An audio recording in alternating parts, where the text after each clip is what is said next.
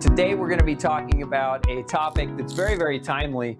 It's holiday eating, right? And this is the time of the year where I'm going to use some pretty graphic analogies tonight. And if I offend you, you have permission to be offended. But this is the time where people get a little bit aggressive with their food.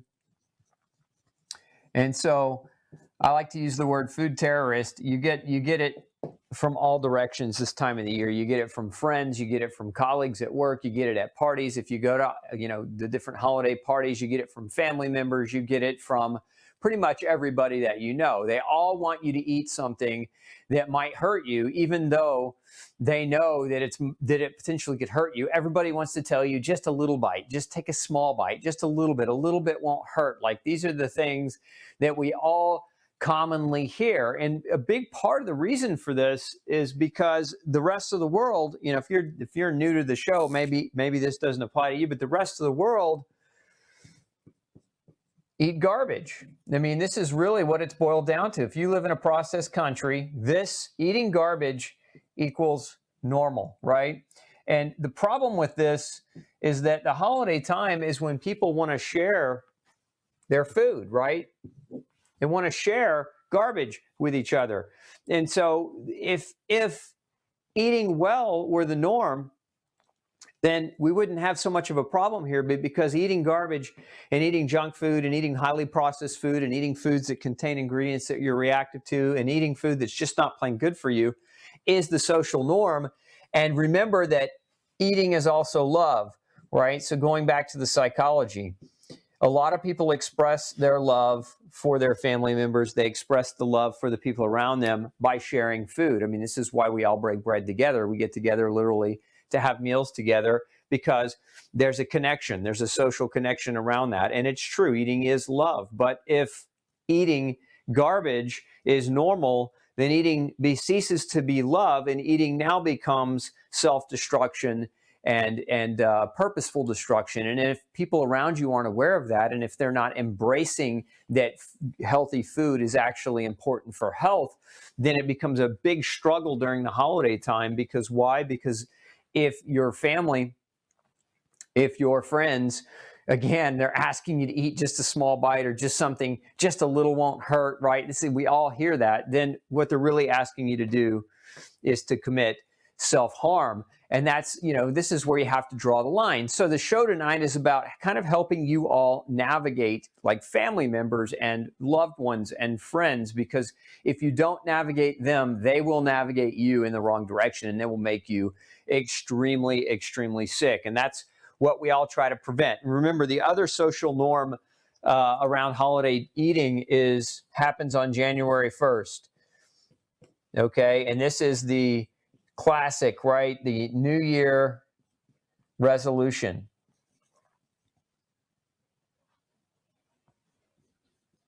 So that New Year resolution is another kind of classic occurrence. It's a social paradigm. And what is it really that's happening? If we really play it out this way, this is the truth. This is the hard truth. It's a lot of people eat garbage, express their love by sharing that garbage, and destroy their health over a 2-month time frame. So we got, all of Thursday or all of Thanksgiving, and then we have, the whole Christmas holiday party extravaganza, right? All the way up through the end of December. And then on January 1st, everybody says, well, I'm no longer going to continue to destroy myself with food, and we're going to make a New Year's resolution. Most people's New Year's resolutions revolve around weight loss, although many of them also revolve around health, improved health. And so I tell you, don't make a New Year's resolution on January 1st. Make a health resolution tonight. Make a health resolution before you go into Thanksgiving and Christmas. Before you go into that, decide that you want to be healthy, and don't allow yourself, to fall into this trap of garbage equals love, because it's going to get you into trouble. So if you are trying to figure out how you're going to express this message without offending everybody that loves you, like, that's the art, right? It's the art of this communication. How then do you let grandma, grandpa, auntie, uncle, whoever it is in your family, maybe people are, there's traditional recipes in families. So you go to, your grandma's, maybe she makes a special cookie. You go to your aunt's, maybe she makes a special cake or whatever it might be. How do you let these people know that you're not going to be able to partake in this kind of eating to damage yourself anymore? How do you let them know in such a way where they're not being offended by you not eating their food? Because the first thing that's going to happen in this scenario is if you tell them no, you say no, then the first thing they do is they take offense, right? They go on the offensive and they tell you just one bite, just a little won't hurt. Or they start calling you a health nut, right? And so, whatever that looks like, usually it's some delineation of this. And any of you that are on the gluten-free or the no grain, no pain diet, you've probably maybe already experienced this to a certain extent. You tell them, no, I can't have that. They say, oh, but why not? Just one bite. And then they start basically picking at your diet and trying to criticize you. And the reason, I want you to just understand the psychology behind this. The reason why they would call this name, reason why they might call you a name or try to get you to do this is not because they're trying to get you to change. It's just the same psychology behind cigarette smokers, people that smoke, and they know it's not good for them, but they do it anyway. And if you are a smoker and you're trying to quit, what ends up happening is they tell you, you don't need to quit, just come on out and have a cigarette. That's the mentality.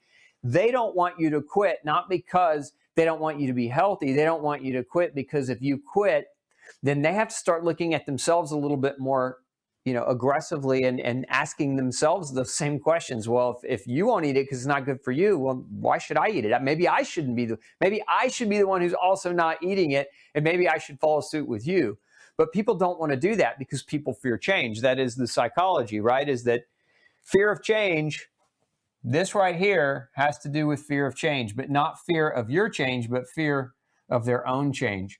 They won't change unless their health is deteriorated enough to the point where their pain is greater than their fear. And a lot of people aren't ready for that yet. And unfortunately, that's the case. It's just that instead of acknowledging that what we're eating isn't healthy and just making that change because it makes sense, because our bodies are our temples and we should care for our bodies and then we should hold our bodies dear and sacred, most people will wait until their body's completely broken down before accepting that change. And maybe many of you, this is what happened to you as well. I know I didn't grow up the healthiest. And it wasn't until I was a child of predominantly an obese child. And that's when I made the change. And it was a personal decision that I made to start eating better and to start exercising, and that was the pain for me, right? What was the pain for you? Everybody has to hit that fear of change pain point before they can kind of reverse engineer that psychology. So again, how do you have that conversation with the people that you're going to go to a party with? How do you have that conversation with the people who you love and you care about, but you don't want to be forced or coerced into this eating extravaganza of self-deprecation? And so let's talk about how to have that conversation. Number one, it's to plan for it. So we've got to have a plan.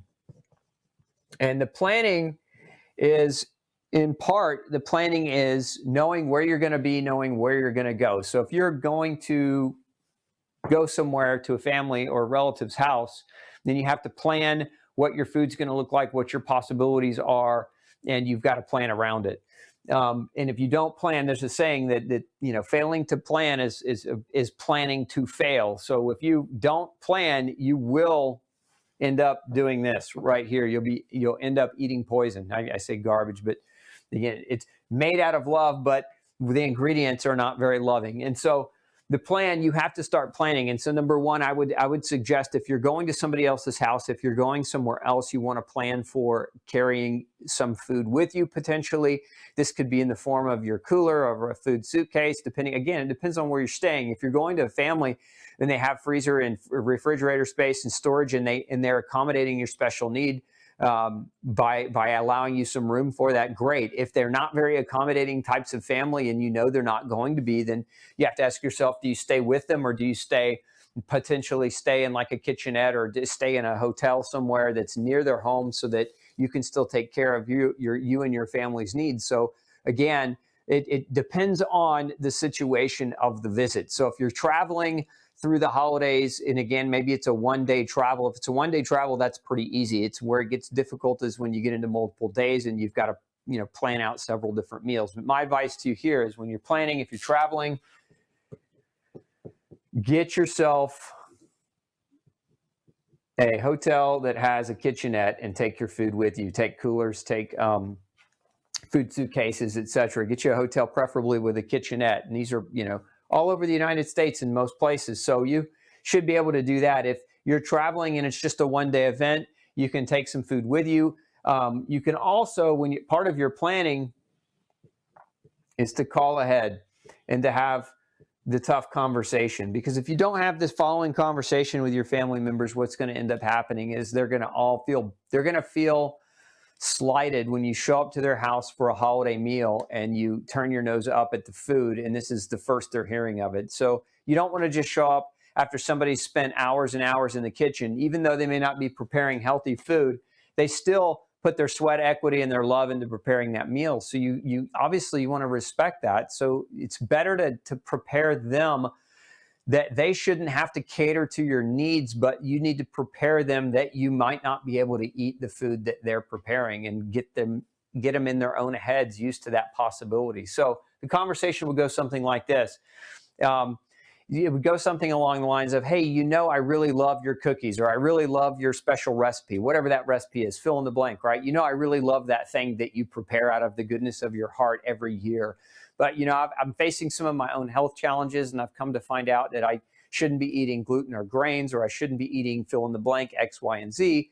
And because of that, I don't want to put my diet restriction, I don't want to make you overburdened by my diet restriction, even though you're hosting this year. So I just want you to know I'm going to be bringing some of my own things. And it's not because I don't love your fill in the blank favorite food. It's because I just have to take care of myself, because I've been really, really struggling with my health. Thank you so much for understanding that. I love you, and that I would really enjoy eating your food, but I just, I love myself and my health, and I need to recover. And so I just want to thank you in advance for understanding my situation. And again, please don't go out of your way to make different preparations for me. It's too onerous. There's too many restrictions that I have.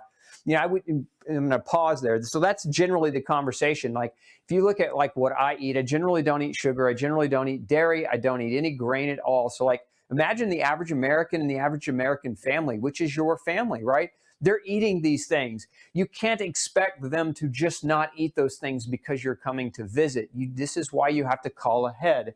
This is why you have to have that type of conversation, because you don't want to show up and insult them. And so proper etiquette dictates that you call ahead and you just give them fair warning of what your restrictions are, and that you don't anticipate that they're going to need to cook everything special for you, and that you'll just be taking care of your own food, and you might be bringing a dish and you just didn't want them to feel offended by that, and that you still love them, and that you still love their fill in the blank favorite recipe, whatever that was that you've eaten 100 times in the past 10 years visiting them, that you can no longer consume. So you just got to keep it real. You've got to keep it in alignment with, again, not offending them, not showing up to their house and creating a problem that's going to drive a wedge, in your family, because food's already a big enough of a wedge because of that fear cycle, right? They don't want to look at what they're eating as the potential to damage themselves. And so they're going to have a general tendency more to pick at what you're eating. And so calling ahead prevents that conversation from going the wrong way. Calling ahead prevents that conversation from dominating table talk in your home. And maybe you're a New Yorker. If you're from New York, no offense to you New Yorkers, but my experience with New Yorkers and Texans is we just say it like it is. And if you take offense to that, then what ends up happening is you get offended. But a lot of New Yorkers I've seen where they just yell at each other, right? And that's like family group therapy in a sense, where they just tell each other what they mean, but nobody really ever takes offense because everybody's that way. But again, if that's not who you are, you don't want to put yourself in that environment. So call ahead, plan ahead, pack your food, pack some of your favorite dishes.